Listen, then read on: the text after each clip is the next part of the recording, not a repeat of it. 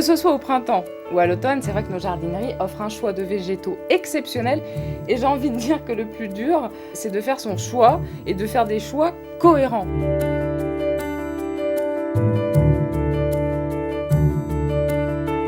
Alors bon, ici, moi, je peux parler des coloris. C'est vrai que pour la jardinière, la composition d'inspiration Andalousie, on est resté sur des teintes très chaudes, ponctuées de jaune. Là, ici, on a joué l'harmonie avec le contenant acidulé, relativement harmonieux avec toutes les petites teintes de rose et de blanc. Et alors là, ici, on est à la fois sur un camailleux de bleu, de violine, de rose, très ton sur ton avec le contenant. Mais qu'est-ce qu'on peut prendre d'autre en contrôlant pour nous aider à faire ce choix? Alors il faut prendre en compte les formes des végétaux. Vous avez différentes formes, des formes un petit peu folles comme ceci, des formes complètement arrondies, des formes très graphiques et élancées, des formes compactes ou des formes retombantes et même grimpantes. Le tout et la difficulté, c'est d'assembler tout ça ensemble. Alors on va quand même donner quelques astuces pour associer au mieux ces formes. Donc on a vu que pour les coloris, il fallait éviter de multiplier, de démultiplier les teintes. Qu'est-ce qu'on peut faire? Quelle astuce peut-on donner au niveau du travail des formes?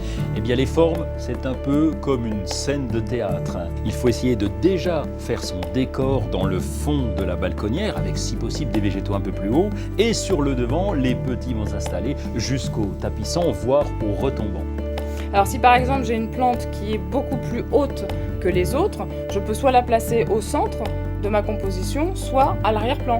Oui, tout dépend où vous installez votre composition. Si votre composition est adossée à un mur, vous pourrez la mettre en fond et on va commencer par elle. Et ensuite, si jamais vous voulez tourner autour de cette composition, si elle est au milieu d'une terrasse, eh bien, vous mettrez cette grande plante en plein centre de la composition.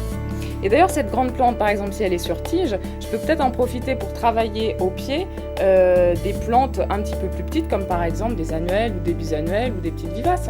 Des petites vivaces ou des annuelles que nous changerons au fil de la saison. Vous pourrez ainsi modifier les couleurs de votre composition. Donc, on dit qu'on va commencer par travailler les plantes les plus hautes, les plus graphiques, et on va décliner après, plus on se rapproche du bord, les plantes les plus petites. Toujours en tenant compte des formes et des couleurs.